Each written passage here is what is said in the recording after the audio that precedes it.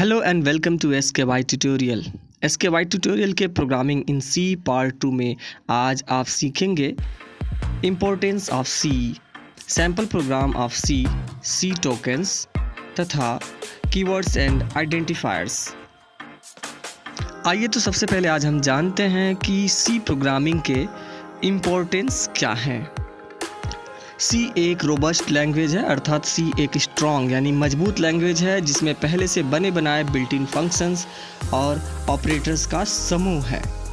इसकी दूसरी और एक बहुत ही बेहतरीन विशेषता है कि सी कंपाइलर में हाई लेवल भाषा के साथ साथ असेंबली भाषा का भी प्रयोग किया जा सकता है, यानी सी कंपाइलर असेंबली भाषा को भी रखता है।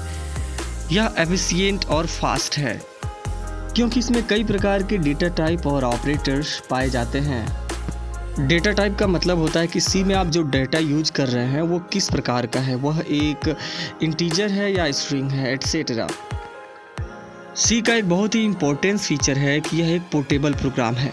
पोर्टेबल प्रोग्राम क्या होता है यह मैं आपको पहले भी बता चुका हूँ, लेकिन फिर भी बता दे रहा हूँ। पोर्टेबल का मतलब होता है प्रोग्राम को किसी भी प्लेटफॉर्म पर आसानी से रन कराया जा सके। आइए जानते हैं सी प्रोग्राम का कोडिंग स्ट्रक्चर कैसा होता है।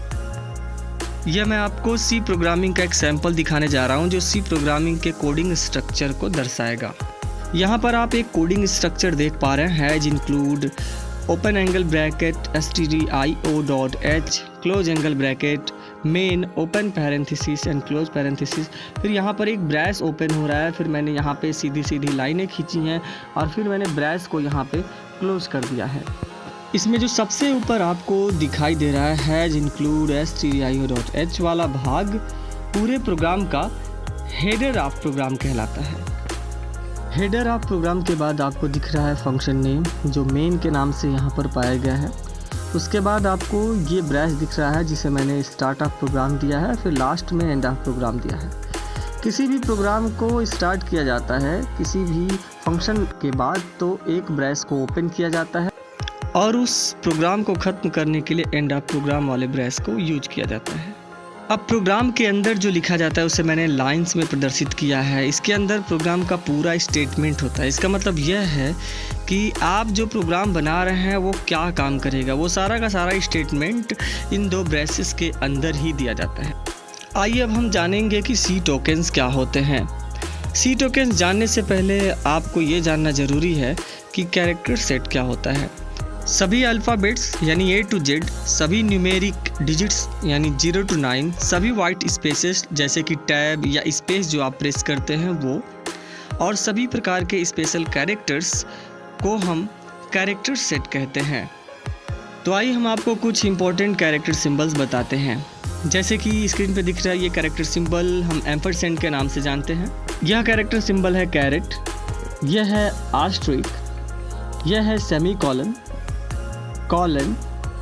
वर्टिकल बार, फॉरवर्ड स्लैश या स्लैश, बैकवर्ड स्लैश या बैक स्लैश के नाम से इसको जानते हैं, टिल्ड, अंडरस्कोर। मैंने ए बस आपको समझने के लिए लगाया, उसके आगे लगा सिंबल अंडरस्कोर है, इसे हम अंडरस्कोर कहते हैं। Open angle bracket, close angle bracket.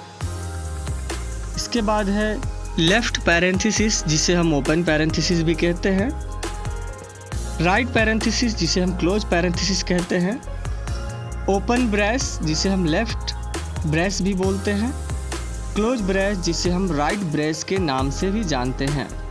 आइए अब हम जानते हैं कि टोकन्स क्या होते हैं। सी में प्रयोग होने वाला प्रत्येक शब्द, अक्षर, सिंबल आदि को हम टोकन्स कहते हैं। इस प्रकार से सी प्रोग्राम में प्रयोग होने वाली प्रत्येक छोटी सी छोटी इकाई को हम टोकन कहते हैं।